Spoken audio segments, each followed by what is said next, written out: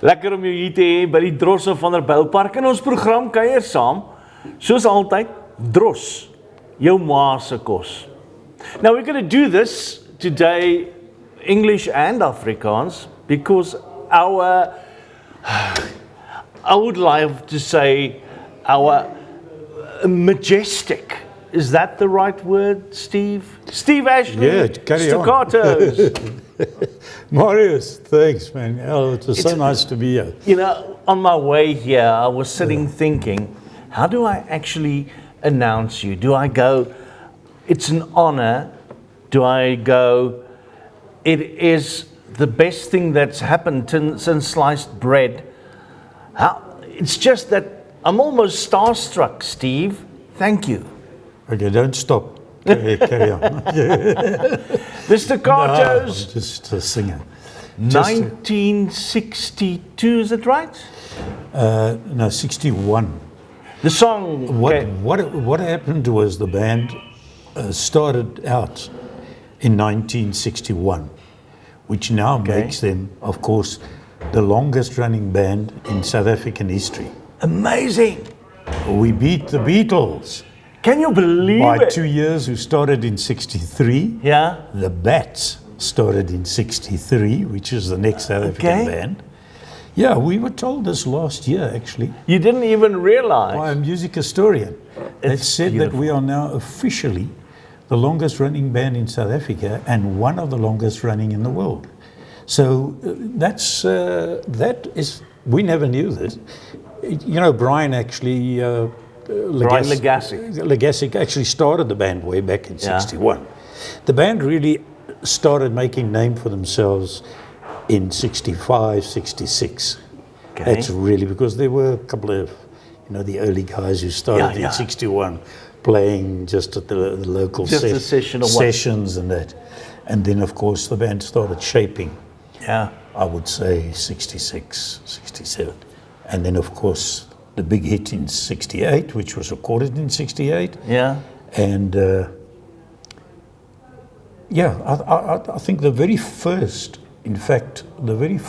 hit the Staccatos recorded was in 65, was a song called Come Back Silly Girl. Ah, yeah, you did it in your Barnout show. Yeah, and as far as I know, that song went to number 2 Yeah. in the hit parade. And then, of course, there was Spicks and Specks. Then in 68 came Butchers and Bakers. And in December 68, Cry to Me was recorded. Okay. And in February 69, it went into the hit parade for 38 weeks. And as far as I know, it still holds the record. It's the longest running song ever in the history. It's also, I do stand corrected, but I'm bloody sure I'm 99% right. It's also the only South African song that went into most of the hit parades in Europe at the time. Yeah, it did. You're right in saying Yeah, that. and it did very well in Germany. Yeah. The only country it didn't go into was in Britain, because at that time there was the anti-apartheid Movement there was a guy going called on, Peter Haynes, Yeah. which blocked the song. So besides the song going into the hit parade in Britain, it went into most of the countries in Europe, and it did very, very well. Steve, but there's basically two versions of Cry to Me. There's the faster one with almost a reggae feel to it, and then you guys did the ballad version of it, which I think is the better one. Well, look, in 1962, there was a guy called Solomon Burke Yes. who recorded recorded the song, but it was never released in this country. It never happened Nobody here. even, I personally, and I think I speak for the rest of the band, nobody even knew about the song until I went, funny enough, exactly 20 years later, 1982, there was a movie that came out, Dirty Dancing, Yeah. in which the song Was used. there. So that song did nothing. Solomon Burke's Version of it. It was, you could say, non-existent. Yeah. I didn't make it. Yeah. Cry to Me, the Staccatos version, of course, was the song that did so well. Nobody knew about it. Then with social media, only now recently, everybody knows about the Solomon Burke version. Everybody is playing the Solomon Burke version, and we thought it was quite amazing. We didn't even know about the Solomon Burke version, and as I said, it was recorded. The Solomon Burke version was recorded in '62, before the Staccatos version. Yeah, but it was used in the movie in '82 called Dirty Dancing. Yeah, and that's only when it really started. Took off. So the Solomon Burke version basically only took off 20 years later. Yeah. But looking at it from a South African perspective, it was never released here. It did nothing, absolutely nothing here. And it was only when social media came, everybody caught on to the Solomon Burke version. I would like you to go back to when you joined the band. Mm-hmm. You were a young man of 23, 24? Well, I was in my 30s, yeah. 30s? Yeah, I was in my 30s, yeah. Now I would like to know, being part of an international successful group, give us a bit of background. How does it feel? How, the lights, camera, action, and people all over, and people taking photographs and autographs? Yeah, look, we had a couple of TV shows which we did only much later, funny enough, in the 80s. Because the band was really famous from the 60s to the 80s. Yeah. So they had the hits in the 60s. By the way, Spicks and Specks, a little bit of quick history on that. Yeah. Spicks and Specks was the very first hit that the Bee Gees had. Okay. In Australia. They didn't even know that it was a hit. They went on the boat from Australia to the UK. Yeah. And they heard that they've got a hit. But the record company, our record company, got hold of Spicks and Specks, and we released it here. They said, can you guys do it? Went into the studio, released it here. And our Spicks and Specks came out, and it was released in South Africa before the Bee Gees. Yeah. That was the record company. Amazing. So, and it was amazing when the kids would walk around and say, hey, did you know that the Bee Gees are doing one of your songs? In the meantime, it was stolen from Bee Gees. Yeah, from them. So yeah, there's a couple of history things, and then of course in early 70s, I went and I worked in the UK. Yeah. I was there for a couple of years, but it was very political at the time. I was a young guy living in England. Look, I'm a South African. I was born in Cape Town. Yeah. But as soon as they find out you're South African, they wanted you to sing the Free Mandela songs and get into the political side. Now, I'm a young boy at that time. All I wanted to do was prove that I was as good as what they've got overseas. Or even better, yeah. No, when you're young, that's all you want to do. You're not thinking of being a legend or anything. Yeah. I've never even regarded myself as a legend. All I wanted to be known as an incredible vocalist. I wanted to be one of the best singers. Wow, man. That was what I was striving for. So I didn't want to get into at that time, the political scene. Political thing and that. So, when, me being with the Staccatos, obviously I'm the second longest serving member, besides Brian Legassikov, obviously the guy who started it.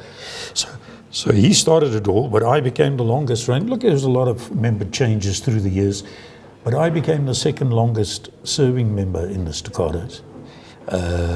And it did a lot for me. Yeah. It really did a lot for me.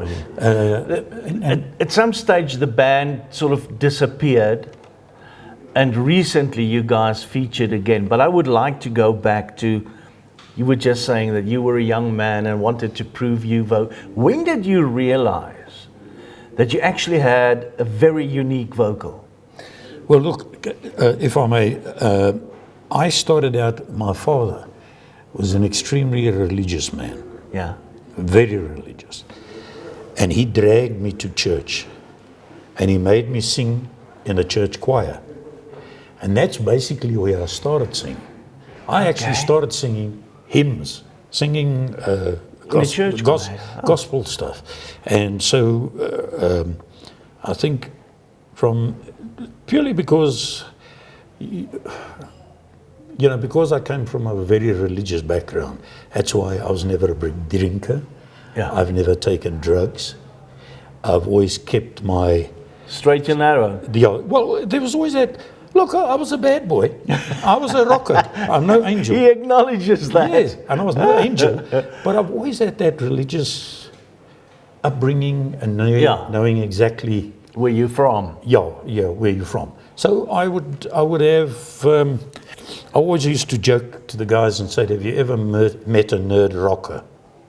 Okay, Because I can rock with the best of them. Okay. But when they used to come and say, hey, man, we've never seen a guy rock like that. Have a drink.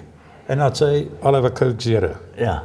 And they would laugh and they'd think, no, this guy's having us on. I said, I'll have a Coke Zero. And I think because of that, I think that's why, God's been good to me. Yeah. I think this is why I still sing at my age and don't look too crappy at my age. But I think it's a combination of that and the music. Obviously, the music keeps you young. I had the privilege of seeing you guys perform. Yeah. I understand from either that you are now a full band again. It's not just you and Brian. No. There's a full band, and the combined age of the band members is less than you and Brian together. That's right. That's actually, I didn't even think about that until it was pointed out. Yeah. But what happened is Brian, look, the Staccatos were huge from the 60s to the 80s, really. Yeah. I left in 95, in 1995, because I felt I wanted to have my own identity. Yeah. Become Steve Ashley. Steve Ashley, yeah. Yeah. And then Brian also, the band continued for 4 years on, and in 1999, the Staccatos disbanded. And Brian actually went into retirement. Oh my God. He was still in the music. He had his own studios. He had his own company that was supplying people with music instruments. Okay. And stuff like that, putting in sound systems and stuff like that. So Brian was out. Then I met the manager. I was still doing my thing, but not, I had my other business, and I was doing like 2006. I did the Noord van Noord Road show with the two Johans, Johan van Stemmert and Johan van Rensburg. Rensburg, yeah. So 2006, I was kept busy the entire year, taking the Noord van Noord show on, to all the dorpies and all that. And in 2001, I did a show called Sex Bomb. Yeah. It was the Tom Jones story. Tom Jones and Friends.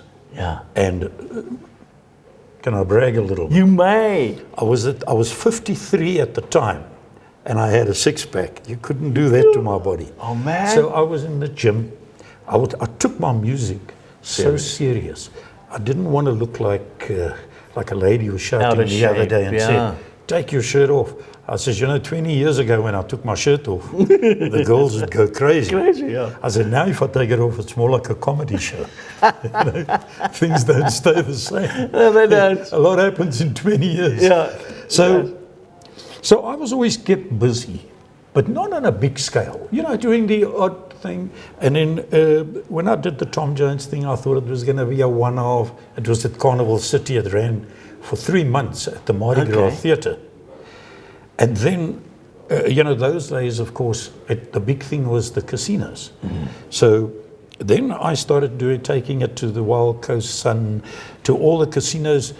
I did the Tom Jones thing, which was lovely, because I was gymming those days, and I had this gorgeous woman dancing around me. Oh, man. So besides that, doing the odd big thing, working in the casinos and that, I was concentrating on the other business.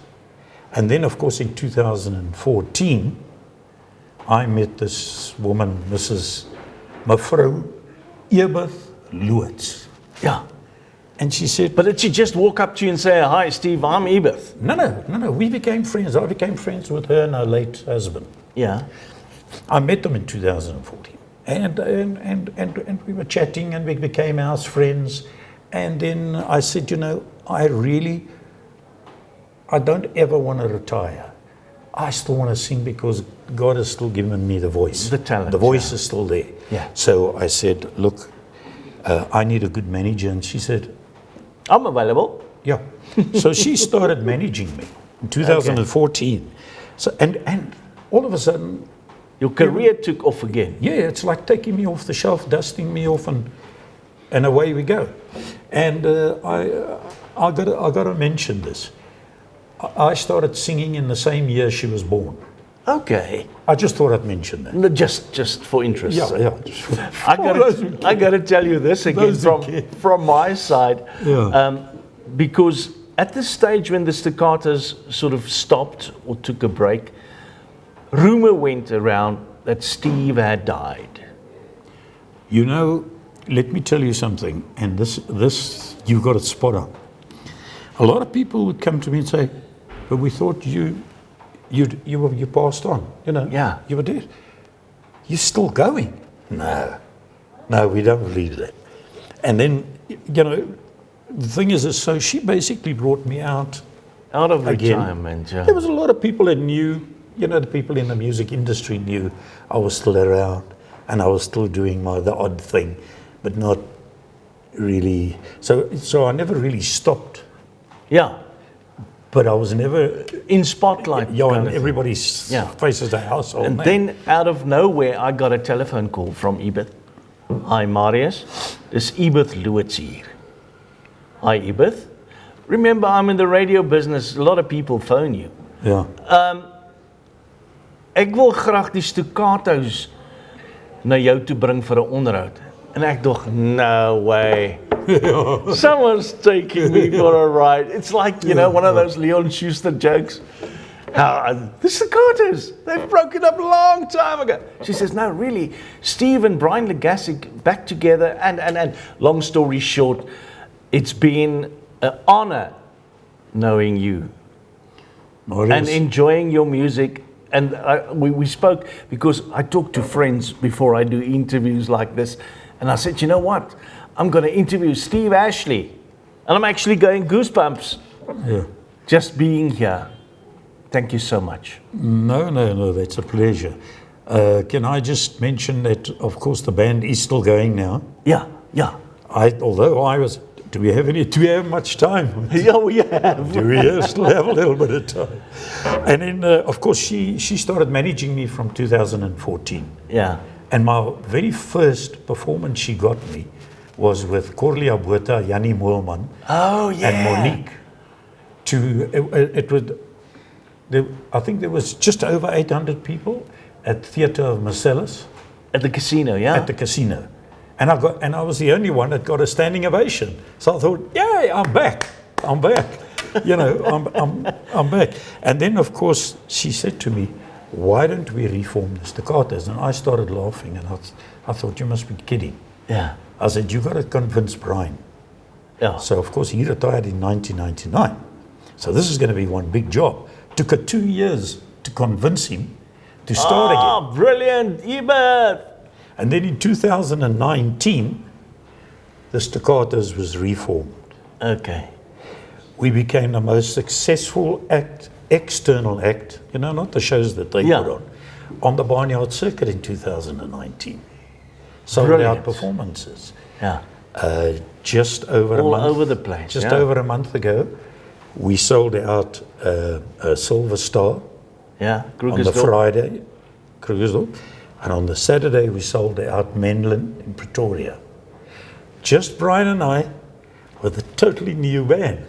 Of course, youngsters. 6 guys with a backup singer making 7 on stage. On stage. 7-piece. But you know what is so cool? And you know what excites me? Is to work with young people.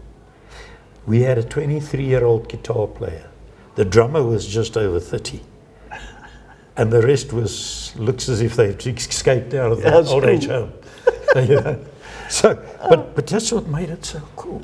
Yeah. It was, I've always wanted to work with young people and getting them to play our kind of music. So we've won, I think, 3 or 4 awards in the last 3 years. After, during COVID, we obviously re-recorded a lot of the stuff. Yeah. Like we re-recorded Cry to Me, Butchers and Bakers, which was the second biggest hit. Yeah. By the way, Butchers and Bakers, another record that the Staccatos hold. Butchers and Bakers is the only original Staccato song that was covered by overseas bands. Did you know that? That's good. Usually we do their stuff. Their stuff, and now they do yours. Yeah. There were 2 bands, one in the UK, one in America, that recorded Butchers and Bakers. Now, Butchers and Bakers is an original Staccato song recorded in '68. So, just to get back to current, so the manager put this whole thing together, and we have been doing it the average of 2 shows a week. Brilliant. Yeah, and Brian's going to be 80 next year in February. Well, we're not going to go where old I am. But you guys are really still looking good, Steve. I'll be 75 in August. It doesn't worry me at all. It doesn't worry me at all. I'm still enjoying it. Look, I know I'm going to wake up one morning and it's not going to be there. I know that. So I get some people coming up, said, when are you ever going to retire? And I say to them, never. Yeah. As long as God permits, I will sing. Yeah. And if they want to, when I can't anymore, dig a hole in the backyard and throw me in there, I'm cool. There's a couple of people. You mentioned Tom Jones a while ago. Your vocal just lends itself to being able to sing various artists' music. Yeah. Tom Jones is one of your favorites. Yeah. And I would like you to sing today, will you? Yes, I'm going to sing. I want you to sing 2 songs for us. The reason, can I just tell you quickly about the Tom Jones thing? Yeah. As my dad is Welsh, by the way, and I've got Irish in the family. Okay. Not much pommy. Yeah. Okay. Yeah. So anyway, all Welsh people sing, and he used to sing, obviously in a male choir. Yeah. And things like that. So when I started singing, I always wanted my own voice, and people would say to me, "You sound just like Tom Jones," and I actually didn't like it. Okay. I actually had to break away from the Tom Jones thing because I had the same tone, and the power. So I had to get away from the Tom Jones because there's already a Tom Jones. Yeah, you don't want to be the guy that sounds like Tom Jones. I want to be Steve Ashley. You know how it feels when you do a Creedence Clearwater song, and a guy comes to you and says, "Now I know what Tom Jones would sound like if he did a Creedence Clearwater song." Yeah. So and all that kind of stuff, and I didn't like that. And then when 2001 came, I thought, damn, I'm just going to do it for the hell of it. So I went and I did the Tom Jones thing, and I'll never forget in the report. They said, the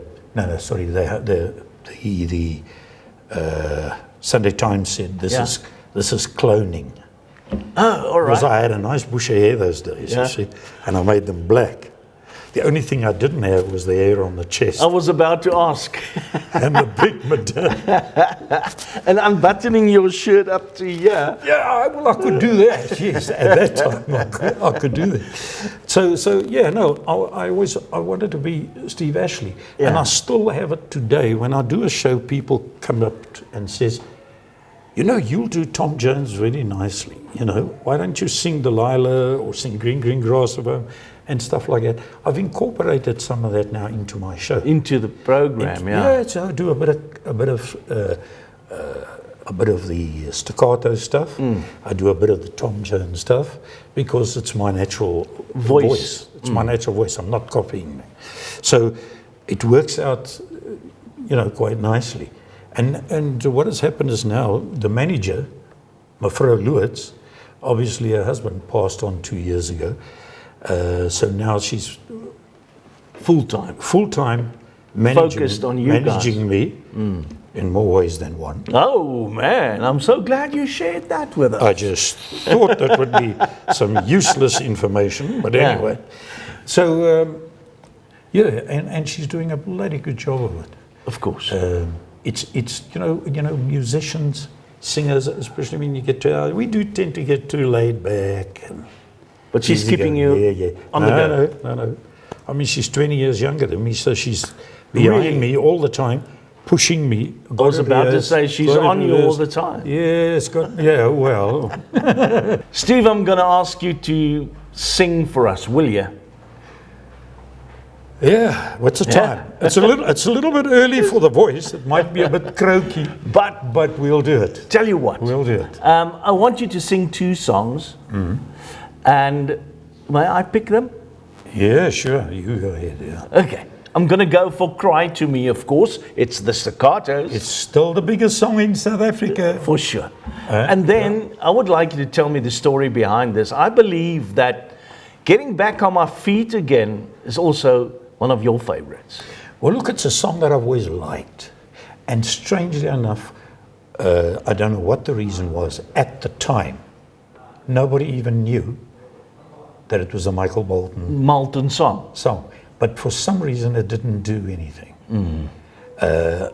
Then I decided to do it because of the words and the meaning. The meaning of that. I've had now 2 men, I don't know, and that's not woman, men, that has actually come to me and said they've never heard a song like this where they cried in a performance. Okay. And it's things like that when people sit and they say, we've never heard a song like this. Yeah.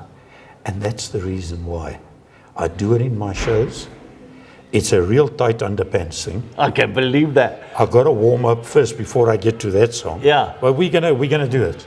Okay. We're gonna do it. So I would like you to do Cry to Me first. Okay. And then Back on My Feet Again. That's Thanks great. so much. That's great. We'll do that. Steve Ashley, bly ingeskakel.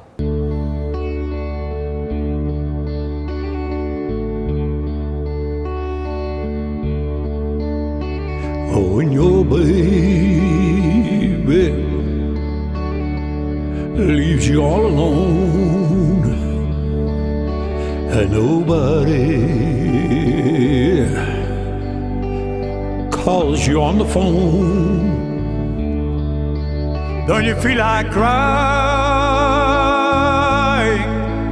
Don't you feel like crying? Come on, cry to me.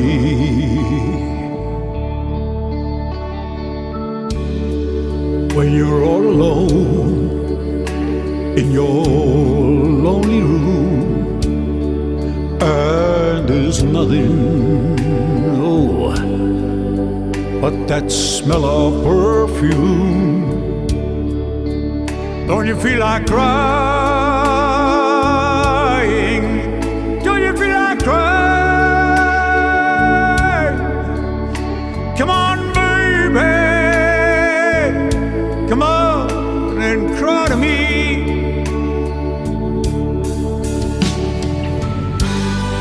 Nothing, no, nothing can be said but 1 glass of wine alone.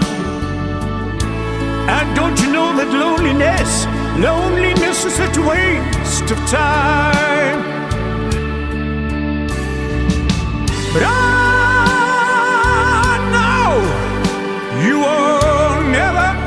You will never have to walk alone. You see, you can come on and take my hand, baby.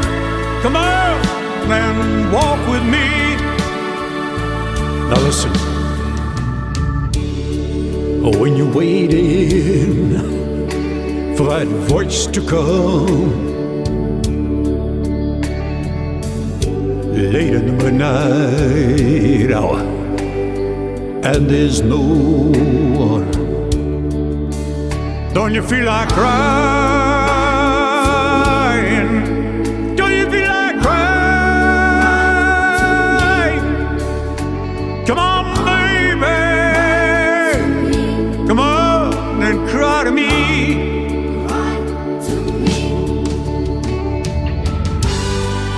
Nothing, no, nothing can be said one glass of wine alone. And don't you know the loneliness is such a waste of time. But I know you will never have to walk alone. You see, you can come and take my hand, baby. Come on and walk with me. Now listen. When you're waiting for that voice to come, late in the midnight hour, and there's no, don't you feel like crying? Don't you feel like crying? Come on, baby, come on and cry to me. Baby, baby, oh, come on and cry to me. You can just take my hand, baby. Oh, come on and cry to me. Baby, baby, oh, oh,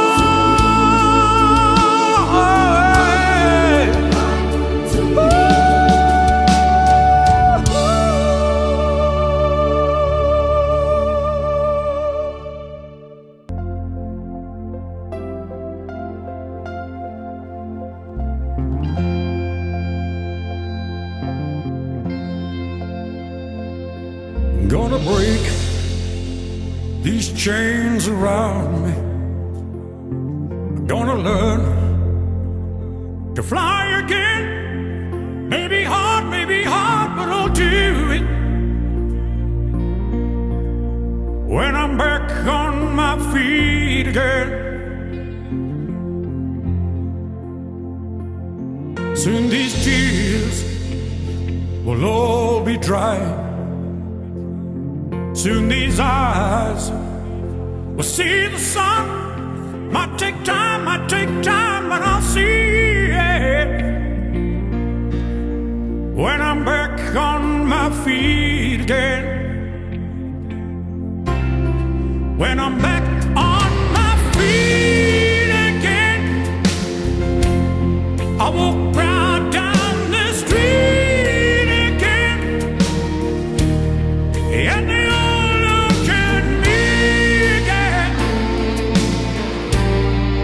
and they'll see that I'm strong. Oh, gonna hear the children laughing, gonna hear the voices sing. Won't be long till I hear them. When I'm back on my feet again, I'm gonna feel that sweet light of heaven shining down its light on me. One sweet day, I will feel it. When I'm back on my feet again. When I'm back on my feet again,